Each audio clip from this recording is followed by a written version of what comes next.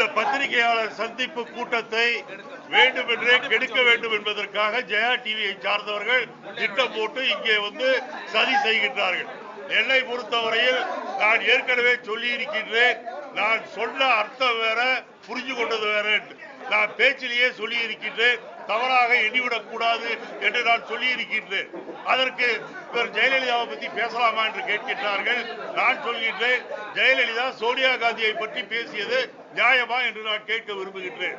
ஆகவே தயவு செய்து என்னை பொறுத்தவரையில் முதல்வரையோ பிரதமரையோ அவமானப்படுத்த வேண்டும் என்பது எண்ணம் கிடையாது. நான் சொல்லி விவரமாக சொல்லி இருக்கின்றேன். தவறாக எடுத்துக்கொள்ளக் கூடாது என்று. அதற்கு பிறகும் வேண்டுமென்றே இங்கே வந்து கலாட்டா செய்ய வேண்டும் என்பதற்காக ஜெயா டிவியை சார்ந்தவர்கள் இங்கே வந்திருக்கின்றார்கள். எங்களை பொறுத்தவரையில் பேசும்போது அந்த ஜெயா டிவி நிருபர் என்னுடைய மனைவியை பற்றி, எங்கள் வீட்டில் இருக்கின்ற பெண்களை பற்றி பேசியது, கேவலமாக பேசியது எந்த விதத்தில் நியாயம் என்று நான் கேட்கின்றேன். இன்னும் சொல்ல போனால், நான் ஜெயலலிதாவையும் சோபன் பாபுவையும் பற்றி பேசினேனா? ஜெயலலிதாவையும் சோபன் பாபுவையும் பற்றி நான் பேசினேனா? இல்லை ஜெயலலிதா என்னென்ன செய்தார் முன்பு என்று நான் சொன்னேனா? எதுவுமே இல்லாமல் ஜெயா டிவியை சார்ந்த இந்த நபர் வேண்டுமென்றே இங்கே குழப்பம் விளைவிக்க வேண்டும் என்று பத்திரிகையாளர்கள் நீங்கள் இருக்கின்றீர்கள். உங்கள் எல்லோருக்கும் தெரியும். எந்த கேள்வி கேட்டாலும் நான் பதில் சொல்வேன் என்பது உங்களுக்கு தெரியும். அப்படி இருக்கும்போது வேண்டுமென்றே இங்கே வந்து கூச்சல் போட்டு ஒரு நல்ல சுமூக நிலையிலே பத்திரிகையாளருடைய கூட்டம் நடந்து கொண்டிருக்கின்ற நேரத்தில் இது போன்ற குறும்பு வேலைகள் எல்லாம் செய்வது என்பது மிகவும் தவறு. பத்திரிகையாளர் தர்மத்தை பற்றி ஜெயா டிவிக்காரர் புரிந்து கொள்ள வேண்டும். பத்திரிகையாளர்களுக்கு எல்லா உரிமையும் இருக்கின்றது. ஆனால் என்னை பார்த்து என்னுடைய பொண்டாட்டியை பற்றி பேசுவதற்கு அவர்களுக்கு உரிமை கிடையாது. வேற ஏதாவது கேளுங்க. இப்போ தமிழிசை சவுந்தரராஜன் வந்து மனநிலை சரியில்லை அப்படின்னு, தமிழிசை சவுந்தரராஜன் வந்து உங்களுக்கு மனநிலை சரியில்லை அப்படின்னும் சரியான டாக்டர் அப்படின்னு சொல்லியிருக்காங்க பாரதிய ஜனதா போராட்டம். அந்த அம்மையாரும் ஒரு மருத்துவர் தான், அவருடைய வீட்டுக்காரரும் ஒரு மருத்துவர் தான். நான் ஏற்றுக்கொள்கின்றேன். என்னை பொறுத்த வரையில் நான் சொல்லிய விஷயத்தை தவறாக அவர்கள் புரிந்து கொண்டு இருக்கின்றார்கள். அதற்கு நான் என்ன செய்ய முடியும்? நான் ஏற்கனவே கள்ள உறவு, கள்ள காதல் என்று சொல்வது பாரதிய ஜனதா கட்சிக்கும் அதிமுகவுக்கும் இருக்கின்றது. ஒரு பக்கம் ஜெயலலிதாவை பற்றி மேலே இருந்து வர தலைவர்கள், அவர்கள் அருண் ஜெட்லியாக இருந்தாலும் சரி, அல்லது மோடியாக இருந்தாலும் சரி, அல்லது வெங்கைய நாயுடாக இருந்தாலும் சரி, அவர்கள் இங்கே ஜெயலலிதாவிற்கு வந்து நல்ல ஆட்சி தருகின்றார் என்று அவர்கள் மகுடம் சூட்டுகின்றார்கள். ஆனால் அதே நேரத்தில் இங்கே இருக்கின்ற பாரதிய ஜனதா கட்சியை சார்ந்தவர்கள் ஜெயலலிதாவை விமர்சிக்கின்றார்கள். ஜெயலலிதா ஆட்சியில் லஞ்சம் லாவண்யம் பெருகிவிட்டது என்று சொல்கின்றார்கள். இதைத்தான் நான் இரட்டை வேடம் என்று சொன்னேன். இதைத்தான் நான் 8 மாத காலமாக சொல்லிக் கொண்டிருக்கின்றேன். அவர்களுக்கு கள்ள உறவு இருக்கின்றது. அதை நீங்கள் நான் சொன்ன விஷயத்தை எந்த நோக்கத்தோடு சொல்கின்றேனோ அது இல்லாமல் நீங்கள் ஏதோ தேடி ஒரு அர்த்தத்தை கண்டுபிடித்து என்னை நீங்கள் தாக்க வேண்டும் என்று நினைத்தால் உங்களை சந்திப்பதை தவிர எனக்கு வேறு வழி கிடையாது.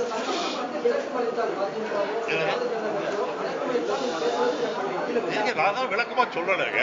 நான் தான் I been telling you repeatedly what I meant was they have some hidden agenda. They have some hidden agenda. நீதிமன்றத்தில் வழக்கு தொடர்ந்திருக்காங்க. நான் நீதிமன்றத்தில் வழக்கை நான் சந்தித்து நான் என்ன பேசினேன், என்ன அர்த்தத்தில் பேசினேன் என்பதை சொல்வதற்கு நான் தயாராக இருக்கிறேன். நீங்கள் எனக்கு வீட்டுக்கு வருவதை பற்றியெல்லாம் கவலை இல்லைங்க. நீங்க ஜனநாயக நாட்டில் எல்லோருக்கும் ஆர்ப்பாட்டம் செய்வதற்கு உரிமை உண்டு. ஆனால் அது அத்துமீறி போகக்கூடாது என்பதுதான் என்னுடைய கவலையை ஒழிய அவர்கள் என் வீட்டுக்கு வருகின்றார்கள் அல்லது அலுவலகத்துக்கு வருகின்றார்கள். அது நேற்று கூட பார்த்தீங்கன்னா அலுவலகத்தில் திடீரென்று அதிமுக கொடி போட்ட ஒரு கார் உள்ளே வந்து எங்கள் தொண்டர் ஒருவரை இடித்து தள்ளிவிட்டு வேகமாக வெளியே சென்று விட்டார்.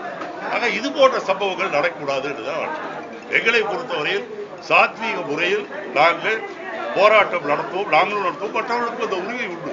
ஆனால் வன்முறையை கையில் எடுக்கக்கூடாது என்பதுதான் என்னுடைய உண்மைதான். நீங்க பாத்தீங்கன்னா இன்றைக்கு எல்லா கட்சிகளும், எல்லா அரசியல் கட்சிகளும், எல்லா பொதுநல நிறுவனங்களும், ஏன் மாணவர்கள் மாணவிகள் உட்பட, ஏன் குடிப்பவர்கள் குடிக்காதவர்கள் உட்பட எல்லோரும் மதுவிலக்கு வேண்டும் என்று சொல்லிக் கொண்டிருக்கின்றார்கள். அதை கொண்டு வர வேண்டும் என்று அதைத்தான் எல்லா கட்சிகளும் செய்கின்றன. ஆகவே இந்த போராட்டத்தை திசை திருப்ப வேண்டும் என்று நான் சொன்னதை ஒரு 4 நாட்களுக்கு பிறகு திரித்து கூறி அதிலே பயனடைய வேண்டும் என்று நினைக்கின்றார்கள். ஆனால் மதுவிலக்கு போராட்டம் என்பது கடுமையாக தொடர்ந்து இப்போது நடைபெறுவதை விட இன்னும் தீவிரமாக நடைபெறும் என்பதை நான் சொல்லிக்கொள்கிறேன். நாஜில் சம்பத் அவரு நீங்க மன்னிப்பு கோர்ற வரைக்கும் இந்த போராட்டங்கள் அதிமுக தரப்புல தொடரும் அப்படின்னு சொல்லியிருக்காரு. நான் மன்னிப்பு கேட்க வேண்டிய அவசியம் கிடையாது. நான் தான் தவறாக சொல்லியிருந்தால் தானே மன்னிப்பு கேட்க வேண்டும். நான் தவறாக சொல்லவில்லை. நீதிமன்றத்தில் இருப்பதால் இதை விட்டுவிடலாம்னு நினைக்கிறீங்களா? நீதிமன்றத்தில் என்ன கேள்வி கேட்டாங்கன்னா நான் இதுதான் சொல்ல போறேன். What I have been telling the press people, I am going to say the same thing to the court also.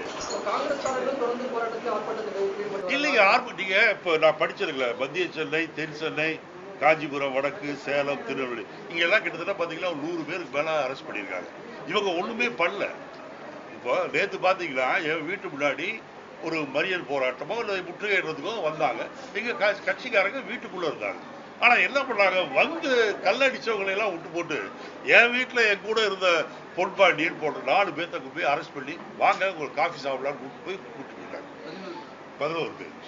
ஆகவே எங்களை பொறுத்தவரையில் இது போன்ற செயல்கள் எல்லாம் நடக்கக்கூடாது தமிழ்நாட்டில் என்றுதான் நாங்கள் விரும்புகின்றோம். அது மட்டும் முடிச்சிடும். அது மட்டுமல்ல, Kalaignar, Vaiko, Thirumavalavan, communist, CPI, CPM, Krishnasamy உட்பட அத்தனை கட்சிகளும் எனக்கு ஆதரவாக கருத்துக்களை சொல்லி இருப்பதற்கு நான் அவர்களுக்கு நன்றி தெரிவிக்க கடமைப்பட்டேன். இப்ப அஇஅதிமுகவா இருக்கட்டும், காங்கிரஸா இருக்கட்டும், 2 பேரும் நடத்துற போராட்டங்கள், இந்த அரசியல் முறை வந்து ஆரோக்கியமானதா இல்ல இந்த போக்கு நாகரிகமானதுன்னு நீங்க நினைக்கிறீங்களா? காங்கிரஸ் அதை பத்தி தான் புதிய தலைவர்களுக்கு தந்தியில பெரிய விவாதமே வைக்கிறாங்க. 8 to 9, 9 to 10. இல்ல உங்களோட கருத்து? என்னுடைய கருத்து, நாங்கள் எதுவும் செய்யவில்லை, நாங்கள் போராடவில்லை.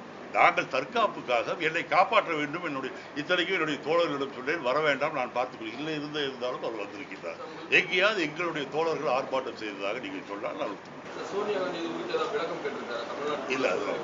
பட் இங்கே நடப்பது, நேற்று சத்தியமூர்த்தி பவன் தாக்கப்பட்டது, அதற்கெல்லாம் காங்கிரஸ் ஹைகமாண்டுக்கு அது தெரியும். அவர்கள் கூட இன்னைக்கு அதை கண்டித்து ஒரு அறிக்கை வெளியிட்டிருக்கின்றார்.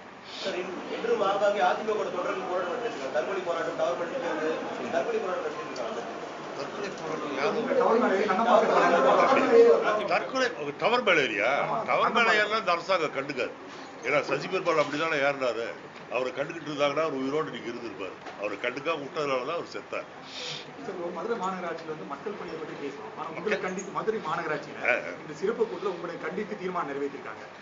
நீங்க மதுரை மாநகராட்சி அல்லது ஏடிஎம்கே மேயருக்கு இருக்க எல்லா இடத்துலையும் அமெரிக்காவை கண்டித்து கூட தீர்மானம் போடுவாங்க, யூஎன் சபையை கண்டித்து கூட தீர்மானம் போடுவாங்க. ஏன்னா அதெல்லாம் மேயர்ன்ற எந்த டெஃபினேஷனோ அது தவிர மற்றதெல்லாம் செய்வாங்க.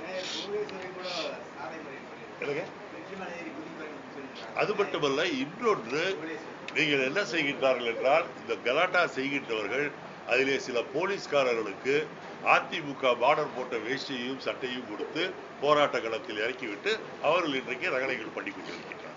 இது உண்மை. இது நீங்க சொல்லலாம், கண்டிப்பா அது உண்மை. அது எனக்கு தெரியும். யாராருன்னு கேட்டீங்கன்னா கூட பேரை சொல்லலாம்.